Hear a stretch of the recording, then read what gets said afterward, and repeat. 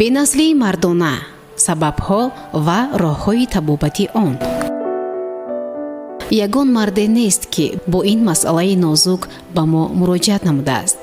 мардон мегӯянд, то ҳол калимаи ширини дадаҷонро нашунидаанд ва бефарзандӣ зиндагиашонро талх намуда дар байни дӯсту душман эшонро сархаму малул месозад. чаро мард аз лаззати падар шудан маҳрум мегардад? бо ин савол мо ба мутахассис духтур уролог андролог Рустам Одинаев муроҷиат намуда хоҳиш кардем ки дар бораи сабаб ва омилҳои безурриётии мардона маълумот диҳад. мо тоҷикон як одати бад дорем. агар аз тӯи писарамон 2-3 сол гузашта соҳиби фарзанд нашавад, тамоми айбу гуноҳро ба гардани арӯс бор карда дар ҷустуҷӯи келини дигар меафтем. ҳол он ки соҳиби фарзанд нашудан метавонад бо айби мард бошад, на зан. таҷрибаҳои тиббӣ нишон медиҳанд ки дар 45% ҳолатҳо оилаҳои ҷавон бо сабаби ягон нуқсон доштани саломатии мард соҳиби фарзанд гашта наметавонанд. барои он ки сабаби боровар нагаштани нахли умри ду ҷавон дақиқ шавад, зану шавҳарро лозим аст ки ҳар ду якҷоя ба духтур муроҷиат намуда пурра аз ташхис гузаранд. оилаи ҷавон бо сабаби ягон иллат доштани бачадони зан ё маҳкам будани найчаҳои бачадон соҳиби фарзанд нагашта бошад, табибони занона аз пайи дармон мешаванд. вале дар сурати суст будани ҳаракати сперматозоидҳо ё камии онҳо мард бояд табобат бигирад. аксари мардҳо худро сафед карда мегӯянд, занам хуб медонад ки ман ягон мушкил надорам, чунки дар бистар шери жаён ҳастам. онҳо гумон мекунанд ки фаъол будан дар ишқварзӣ нишонаи марди мардон будан аст, вале дар асл чунин нест. фарзанддор шудан ё нашудан ба қобилияти шаҳвонии мард не, ба сифати сперматозоидҳо ва суръати ҳаракаташон вобастагӣ дорад.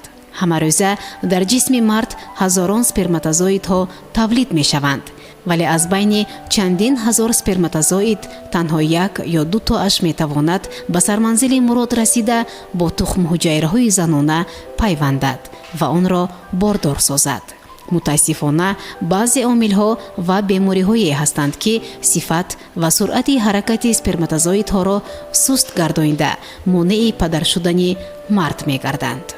сабабҳои безурриётӣ бисёранд, вале 3 омил дар байни мардон бештар ба назар мерасад.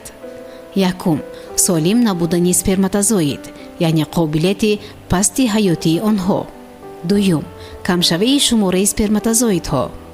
ва 3. вайроншавии ҷараёни ҳаракати сперматозоидҳо. даҳҳо омилҳое ҳастанд ки боиси безурриёт шудани мард гашта метавонанд, вале мо танҳо чандтои онҳоро номбар мекунем. 1. варикосел, васеъшавии рагҳои тухмдони мард ва роҳҳои баромади сперматозоидҳо. ин иллат боиси баланд шудани ҳарорат дар тухмдонҳои мард мегардад ва дар натиҷа сохт ва суръати ҳаракати сперматозоидҳо вайрон мешавад. 2. захм ва осебҳои гуногуни узвҳои мардона. 3. бемориҳои сирояткунанда, хоса касалиҳое ки тавассути алоқаи ҷинсӣ мегузаранд: гонорея, сифилис, хламидиоз, трихомониаз ва монанди инҳо. аз тамоми бемориҳои сироятӣ касалии свинка ба қобилияти наслгузории инсон таъсири бад мерасонад. мард агар дар давраи кӯдакиаш ба ин беморӣ гирифтор шуда бошад, баъди ба камол расидан бо мушкилоти бенаслӣ рӯбарӯ мегардад. 4. шамолкашии узвҳои ҷинсии мардона, аз ҷумла илтиҳоби ғадуди простата, яъне простатит ва роҳҳои пешобгузар, уретит. 5. вайроншавии раванди фаъолияти шаҳвонӣ. 6. мушкилоти иммунологӣ ва қувваи муҳофизатии организм.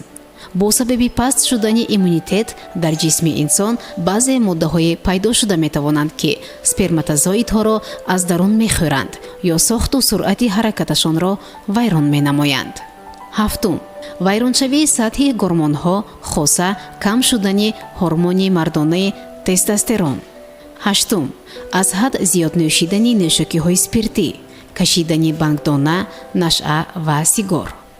нӯҳум, баъзе дорувориҳо аз ҷумла доруҳое ки ба асаб ва майнаи сари инсон таъсир мерасонанд.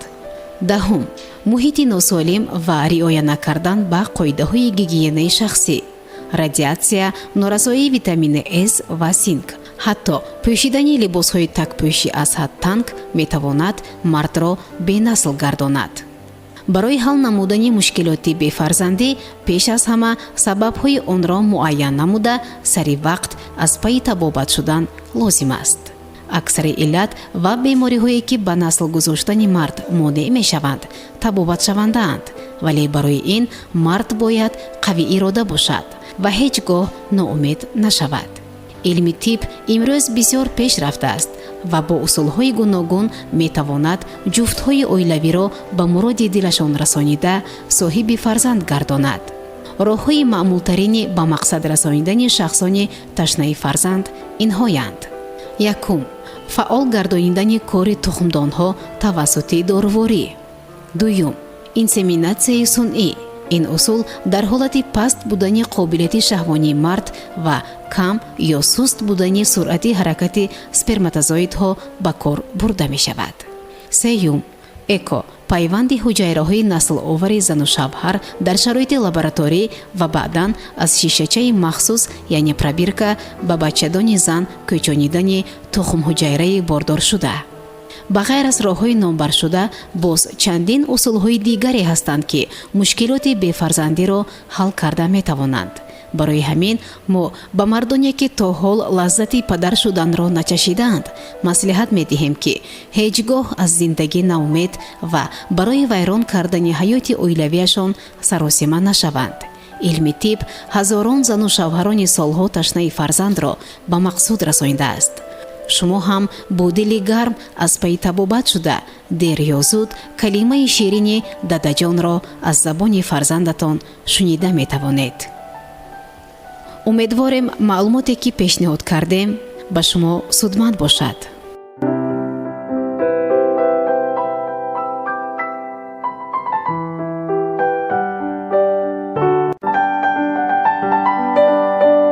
бенаслии мардона, сабабҳо ва роҳҳои табобати он.